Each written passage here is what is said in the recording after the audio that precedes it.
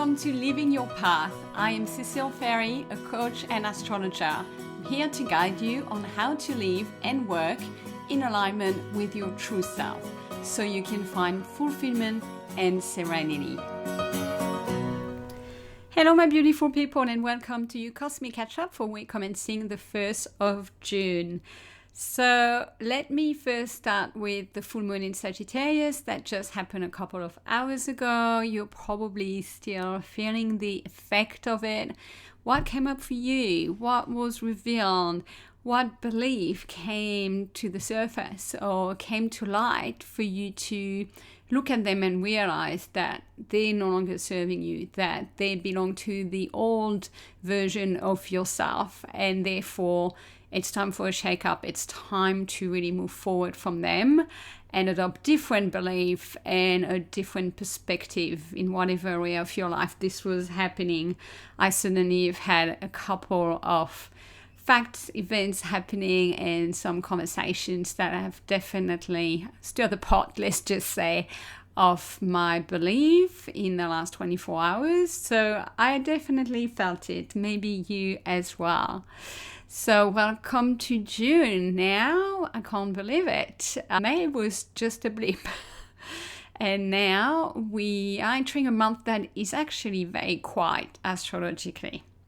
That doesn't mean the world will be quiet because we've got deeper transit at play, right? Uranus is still in Gemini, Pluto is still in Aquarius, Saturn and Neptune are still in Aries, all their new signs. There's a lot at play, and most of those planets are still direct. So only Pluto going retrograde right now.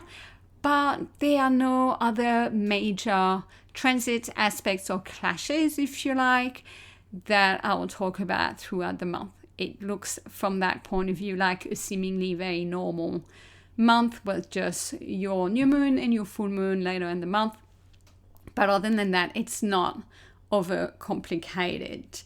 So we do have a couple of planets in Gemini. It's still Gemini season. The sun is there. Mercury is there. More on that in a minute. But we also have a couple of planets in Cancer, and we're going to start seeing the scale kind of tipping into a bit more of Cancer energy across June, obviously, until Cancer season starts later in the month of June. But really, the main change that we have this week is Mercury changing signs. And that's it. So we could be done really quickly. But you know me, I always find things to talk to you about. So Mercury is in Gemini as I'm recording this at the last degree of it. And I think we really feel it, which means it's been very intellectual, right? It's all about our mind just being really stimulated and being used to really think through different things, to gather lots of information, to consume so much information. It's the overload. We've all felt it. So I cannot wait. It's going to come through on Monday for the US and Europe, and it will be Tuesday morning for Australia. So let's say by Tuesday morning, everyone will have Mercury in Cancer, which is a water sign. So it's going to feel really different. It will now move from perceiving through the intellect to perceiving through feeling. So we are going to be more emotionally intelligent, if you like, over the next 3.5 weeks. We will be speaking from the heart. We will be listening with more empathy, with more intuition. We're going to be really good at reading the room. We will be using more emotional language when we speak. We will probably have some conversations that are more emotionally tuned in and potentially more healing. Basically, we're going to have a higher EQ thanks to that energy and high intuition. So this is a really good time to immerse yourself in personal stories, especially memories, stories of the past, and family history, because these are Cancer themes.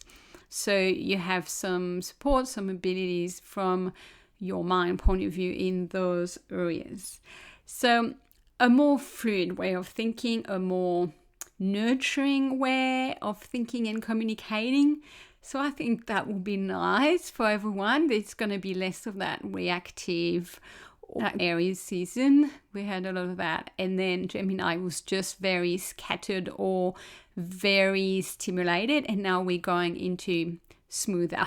We're going into more a caring approach. The only caveat I will have here is just be mindful of the fact, though. Don't just be too carried away with feelings and sensations. I'm not saying they lie, but sometimes they're not the full picture. So always check the fact. And also, I want to say 2 days later, so it will be Thursday when it will be at its peak, but it will be forming throughout the week. Mercury, just arriving in Cancer, will form a square with Neptune in Aries. So it will form a challenging aspect. And what that will feel like, Mercury will be all about intriguing and trying to read through the emotions and basing thoughts of sensations and feelings. But Neptune has a tendency to create some fog potentially. Like Neptune would be very spiritual, gives us that. So a really good time for spiritual practices, for meditations, for journaling, absolutely. But at the same time, this is really a period this week where we might be idealizing facts, where we may be a little bit lost in fantasy, or at least blending the line between what's real and what's imaginary. So something to really watch. And I want to say, don't believe everything you think this week, because there could be a couple of tricks with that tension. So we may not be thinking very objectively, and we may be even all the way to taking our dreams for reality. So just verify things before you react this week. Definitely important. And delay any really major decisions you might be making. But this is a great time to be compassionate, to be intuitive, yes, but don't get lost in the fog. So that's what's happening this week. And that's it, my friend. So I was just trying to take a bit of a step back and look at more the bigger picture of where we are and what I wanted to cover on that. I just wanted to remind you, because I don't know if I've mentioned it in the past few weeks, but the lunar nodes, south and north nodes, are currently square to Uranus in Gemini. And Uranus barely moves, so it's going to be there for some time until the nodes are going to change sign. What that means is that we are currently feeling, it's quite karmic actually, we are being redirected really quite karmically, and in a pretty abrupt way, potentially unexpected way, liberating way. But also I keep getting this sense of seeing where we have outgrown things, where we are invited to change to the next level, where we're invited to change, take a different timeline, if you resonate with that metaphor.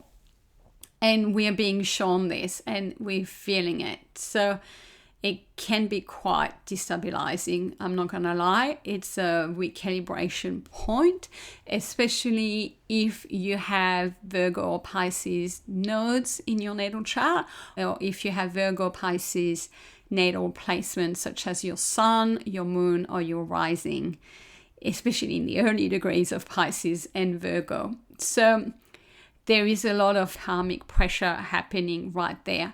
It's for our own good, but if you're feeling kind of the push to transform and to be more your authentic self in a way that's not very subtle, that's what it is, okay? So I just wanted to say that.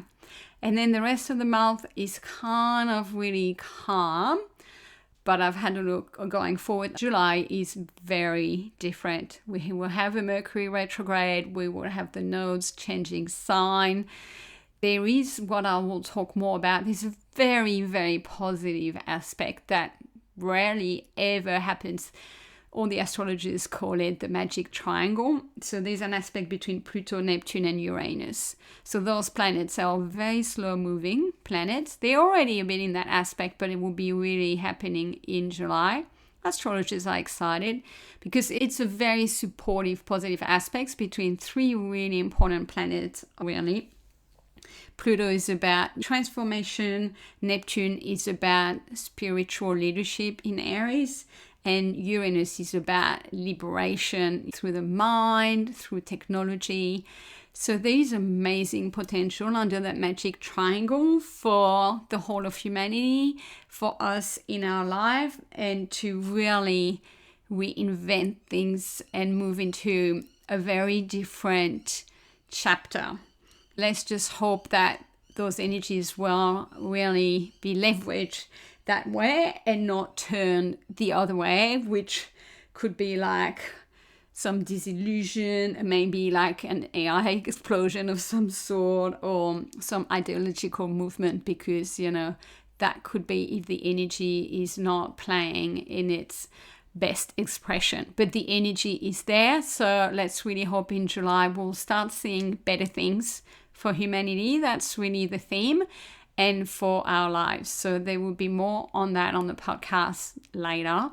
But for now, let's just enjoy Mercury in Cancer, where we can all take a breath, we can hopefully sleep better, and we can be more emotionally intuitive and intelligent. So have a beautiful, smooth week in your conversations, in your thinking, and I will speak to you next week. Bye, everyone.